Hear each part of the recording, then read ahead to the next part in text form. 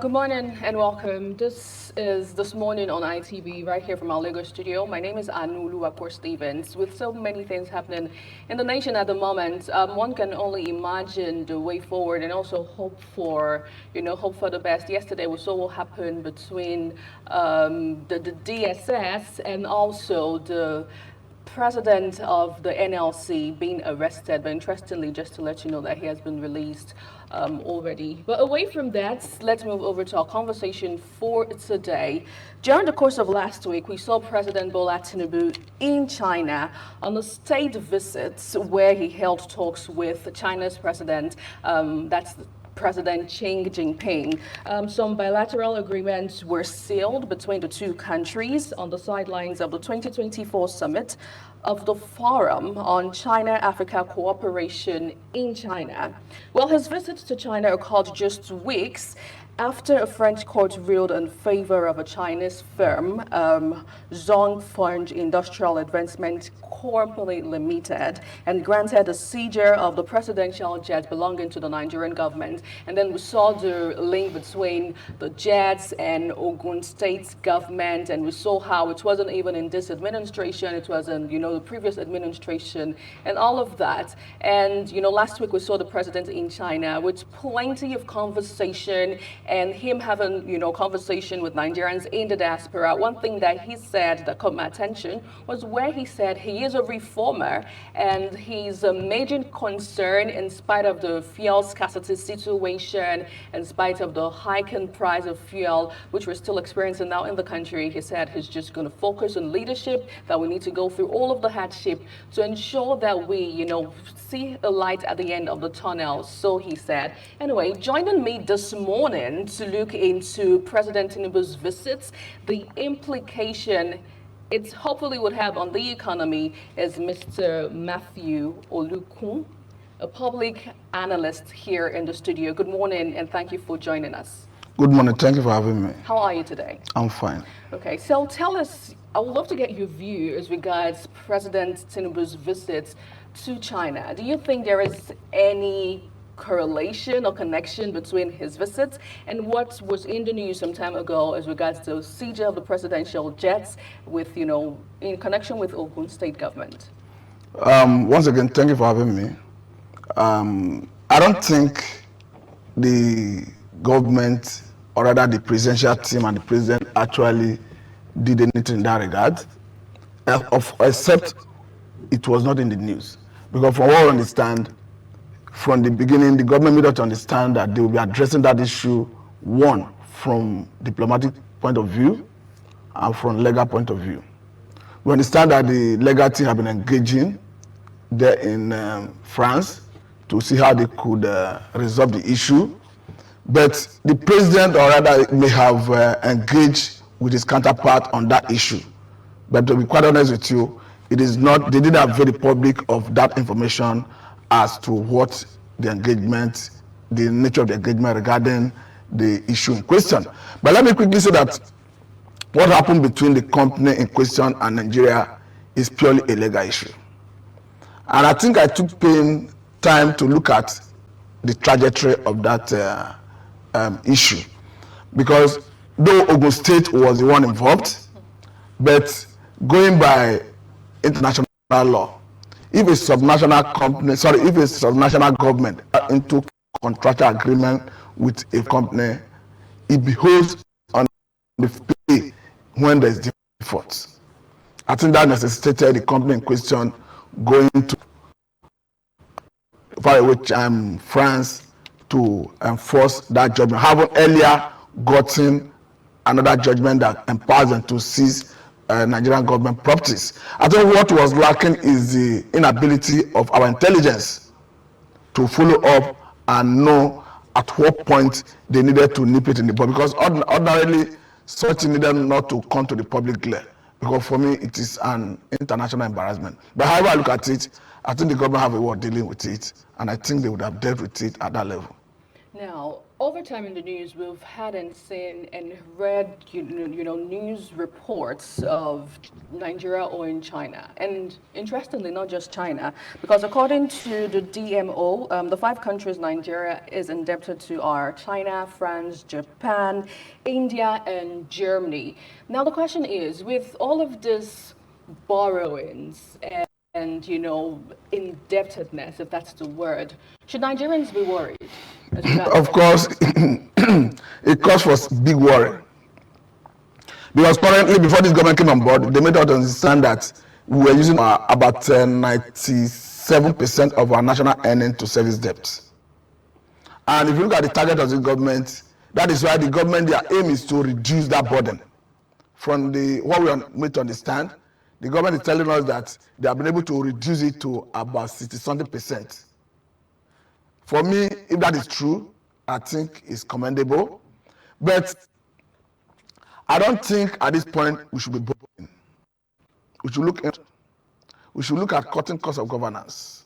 We should look at how we can explore other areas. We should look at solid mineral. Because if we can develop our agricultural sector, diversify the economy into agriculture, of course, it's more sustainable and it will employ more Nigerians.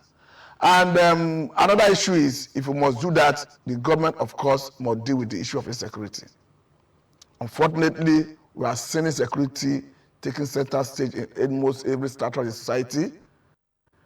Though the government is dealing with it, but for me, I don't think they are doing enough, because however I look at it, it behoves on the government to protect lives and property.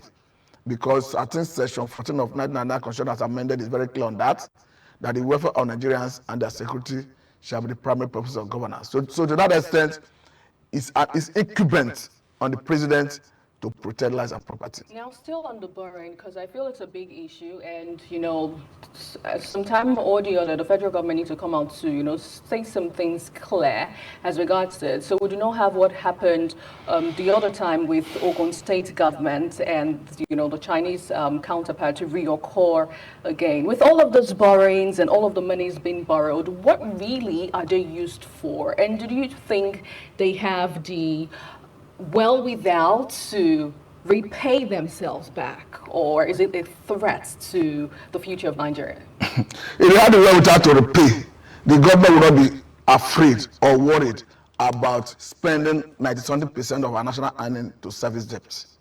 It's going to show that our economy is volatile and in a precarious situation. Now, what do you think these monies are being used for? Of course, the government from time to time will budget it, but the problem we have in this part of the world is when the money would have been expended, you don't see the effect and the impact in the society, because the whole essence is to bring the development of the democracy to the people by way of infrastructural development, healthcare, school, and all that. But at the end of the day, you see the money being expended and you are not seeing results on ground. So it calls for concern as a patriotic Nigerian, but we can only hope and pressure the government to do the right thing. But if you are to look at the major takeaway from that engagement, I think what the major issue has to do with the issue of currency swap. Though it didn't start with this administration, I think it started in sometime 2018. But what Mr. President wanted to do is to deepen that relationship. And what that sought to do is to ensure that if Nigeria is having trade with China, we are doing currency swap to the extent that we are not relying on dollar. So meaning that Central Bank of Nigeria and People's Bank of China can synergize and do their trade in Chinese yuan instead of relying on naira. Sorry, instead of relying on dollar. That in itself will reduce pressure on our efforts, particularly dollar, because we understand the impact that is having in Nigeria. But it still comes with its own implication, because United States of America have been a close ally of Nigeria, and we are seeing them partner with Nigeria in so many fronts, particularly in the area of fight against insurgency. We record that during the last administration of Muhammadu Buhari, it was the help of America that gave us about 12 Tucano jets and some other monetary aid and whatever we may be getting from United States of America. So I think the word politics is interest. So what I'm trying to say in essence is, in as much as you want to partner with China for the benefit of our economy, you should not discard our relationship with the United States of America because it may come with consequence. Okay. Now let's talk about some of the agreements reached during the course of President Tinubu's visit. Of course, it was in the news that he didn't go there alone. He had some, member of rep, state governors. The Lagos state governor was there. The Kano state governor was there. Niger, if I'm not mistaken, as well. And Kaduna state governor was also there. And some of these governors did sign agreements, and of course, this literally means more loans for the country. So, what is really your take on it? Is it going to impound on the problems Nigerians are, facing at the moment as regards to the bilateral relationship with China, or what? To be quite honest with you, I'm a little bit worried. I'm worried because our debt burden is calling for concern. And another issue is, if you are partner with China, Nigerians needed to know the terms of agreement. Don't forget that under the last administration, at a point, there was an issue that arose where people were curious to know the rationale, or rather the contractual agreement between Nigeria and China with respect to some infrastructural development. Because there's fear that if the government is not careful, you may fall into a trap, like what we saw in Nigeria, Ogun State, the problem Ogun State brought to Nigeria. So for me, I think in as much as it's good to have some bilateral relation, because we are seeing it signing agreement, we are seeing him sign agreement in the area of agriculture, in the area of solid mineral, in the area of power generation. Of course, it's almost all encompassing. But the issue is, except we deal with the issues we have locally, all those agreements may not see the light of the day. Because an investor who is coming into the economy look at so many factors. You are looking at the safety of your business. You are looking at the safety of your investment. And currently, issue of insecurity is a major issue in Nigeria. What I'm saying in essence is, for you to have the confidence to attract these direct foreign investors and investment into the economy, you must guarantee their safety. They will not come here to guarantee the safety for you. And apart from that, they must be sure that they will be able to recoup their earnings and repatriate to their country. Don't forget that at a point under the last administration, and the thing has even extended to this administration, have a situation where foreign airliners are finding it difficult to repatriate their earnings. A situation where at a point they threatened maybe pulling out the operation from Nigeria. So what I'm trying to say in essence is, you must put your home in order. You must address those concerns that attract investors. And in Nigeria currently, we are seeing most of them lacking. So it's good to think big. It's good to aspire to woo investors, but you must address those concerns that will attract them. Now, speaking about wooing investors and still on this agreement, how much and how well do you think the agreement would help in boosting Nigeria's economy? If they come, definitely. If they sail through eventually. If they come, definitely it will boost Nigerian economy. There's no argument about that. Because if you are bringing your resources, your money, it's going to kickstart and galvanize economic activities, and it's going to improve our GDP. There's no argument about that. Because the more economic activities, the more productivity, the more companies you have, the more economic activities you see, and that will obviously, ultimately, at the end of the day, increase our GDP. There's no argument about that. But the issue is, for them to come, you need to address those things that will make them come. But do not forget that, as we speak currently, you have a situation where many multinationals are leaving the country. And the reason is not far-fetched. I've said it often, and I will still say it here, that as a country, as a people, we are not ripe for unification of efforts at the fishing window. Why do you say that? I will give you my reason. We're a mono economy currently. We are not producing enough from other sectors apart from oil and gas for exportation. Because what you export ends in your foreign exchange. The reason you see the government trying to go into currency swap with China is because of exchange rate when it comes to dollar naira. As we speak today, naira is exchanging for over and above 1,500 naira to $1. What you do as a country, if you are not yet manufacturing enough, producing enough, you fix your efforts at the official window. What that does is it drives down the cost of products that is being produced in your economy. For instance, if you are relying heavily on imported raw material for your pharmaceutical, and hitherto before this government came on board, when Muhammad Buhari was there, exchange rate at the official window was 471 naira to $1. You can compare that with someone who is now importing raw material for pharmaceutical for exchange with exchange rate of 1,500 naira to $1. That will definitely impact on the product, and you see the price skyrocketing. I think that's perhaps what we're experiencing. So what we need to do as a people, because the government have made us understand that the double policy of unification of efforts at the official window and the issue of subsidy removal on gasoline will be earning them about 8 trillion every year, I mean to say. So my own take is this. Hence, you have removed subsidy on gasoline. I think the issue of unification of efforts at the official window should have tarried. Then that money you are realizing from subsidy removal on gasoline should have been used to diversify into other areas, particularly agriculture, solid area, where you can start producing sufficiently enough from other sectors to drive us away from that mono economy, start earning more foreign exchange from other sectors before you can now come back to unify your efforts at the official window. So for me, I think it's premature. That policy for me is premature. Okay.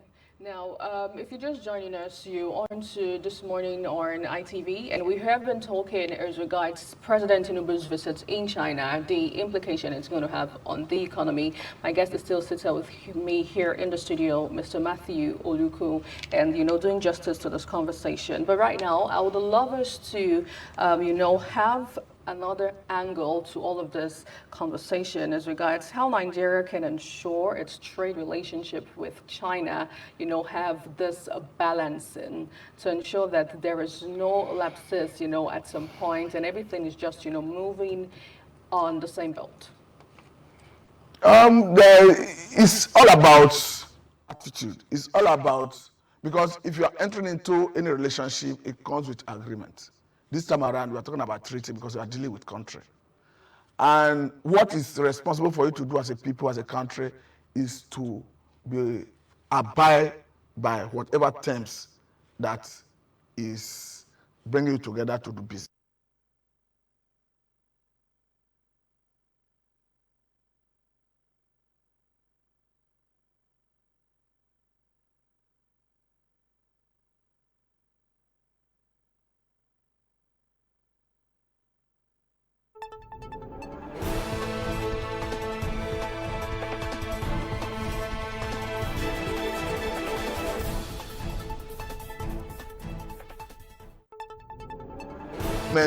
Is definitely binding on Nigeria to abide by all the terms of agreement it reach with any country, whether China or any other country. So I think that's the best way to go. Okay, now let's begin to highlight some of these, sectors in Nigeria's economy that it will eventually, be beneficiaries of this visit. I think there are numerous. That's why I initially said it's all encompassing. But how we harness it, how we deal with it, how we prepare ourselves, how we prepare the country to absorb them is another issue. Otherwise, they may not come. First of all, we are looking at agriculture. Agriculture value chain is too enormous. That is the truth. But the issue is, if we are to get this investment, or rather the money we're expecting, how do we manage it in a situation where insecurity is ravaging almost every area you have arable land? Look at Benue, perhaps the basket food of the nation. And as we speak, Benue have faced serious level of insecurity. Though it didn't start with this administration, it has always been there. But nobody will be calling on Muhammad Buhari or calling a Jonathan or calling an Obasanjo to come and address it. Because we already have someone in the saddle. I'm talking about Senator Ahmed Bola Tinubu, who is currently the president and the commander of the armed forces. Of course, when we want to deal with the issue of insecurity, our eye will be on him because the buck rests with him. So, if you are looking at the benefit of the agreement in terms of agriculture, we must deal with that insecurity. I personally had an encounter with someone from Benue recently who told me that he buy rice, beans, garri, name it, from Lagos and sent to Benue. And the reason is not far-fetched. According to him, his family have been in IDP camp for over 8 years. So by implication, he didn't start with this administration, but the problem is there. Will you now bring a multi-million-dollar investment in that environment and take it to flourish? Obviously, you have to deal with that insecurity first. Now, let us take our attention to area of solid mineral. At the point, we are made to understand that issue of banditry, kidnapping, insecurity in Zamfara and some other places where you have solid mineral is linked to mining of solid mineral. So at the point, we are made to understand that even all the foreigners who come to mine those solid mineral at times are to the level of insecurity so that they can exploit the environment and the country. So even if you are bringing the expertise from China to address our solid mineral, can harness it and get more revenue, how can you do that in an environment and atmosphere where there's insecurity? You must deal with it. I don't want to sound negative, otherwise, look at what Ituji Bello, Abitoji Bello, is doing in Zamfara State. I like the fact that the government the president have ordered the military high command to relocate to the theater of operation and deal with it. Because as a people, as a country, it doesn't matter how you look at it. You must have monopoly of coercive power. That is what makes the government legitimate and ultimate. If you see, especially where non-state actors, like what the military will call ragtags, holding territories, though the military have come out to clarify that the armored personnel carrier, whatever military vehicle we saw, that Toji Bello and his boys climbing on top was stuck. But if I look at it, I think it's an international embarrassment. So that is why the government must decisively deal with such people, such character. Because if you are seeing this, and this is in the media space, in the social media, it's sending a bad signal to the international community. And these are people you want to woo to come into the economy. So someone like Tuji Bello have no space in a democracy like Nigeria. The military have to decisively bring their might on him. That's why I said I like the fact that the president has given order to the military high command to, I think, the Minister of Defense, that they should relocate to the theater of operation and deal with the issue. So if you want to go into such an environment to mine solid mineral, what is the confidence of foreign investors seeing all this in the media space? So we have to deal with it. Interesting. Now, speaking about the foreign investors and the international bodies, just as you mentioned, with this current visit to China, do you think it's going to affect the outlook or how other international bodies will begin to see Nigeria moving forward? I think I touched that area briefly, but let me still address it. I said before now, America has been our age-long international partner in so many fronts. Is it in the area of healthcare? Is it in the area of fighting insecurity? So many areas. I mentioned how we got 12 Tucano jet from the United States of America, which of course is like a game changer in the fight against insurgency. And if a country like that is seeing you entering into bilateral relation with other countries at the expense of their own relationship with you, I don't think they will be happy. So that's why I'm trying to say that while we go into this bilateral relationship with China, we should manage it in such a way that we do not destroy our relationship with a state like United States of America and some other of our international partners. I'm talking about Britain, talking about France, and all that. But if you do, don't forget that America, the way it stands, have its ally. When you're talking about ally of America, I'm talking about France, Britain, Germany. And once America is not happy with you, invariably you may not get any good thing from any of his allies. So that is why it's good that even as you want to get into friend relationship with China, we should be able to manage it in such a way that it do not affect our relationship with the United States of America. Okay, so as I get to have your passing words on this particular show, how can Nigeria stamp the giant feats? Because at some point or the other, we do have the name of giants of Africa, and it was also interesting to know. I got to see that there was also a time actually in the world where Nigeria's GDP was, pretty much higher than that of China. But then we saw what China did to help ensure that poverty was, drastically reduced and everything was all put together, how they fought hard to ensure that their economy work. So how can Nigeria moving forward ensure that their feet is stamped on the global map?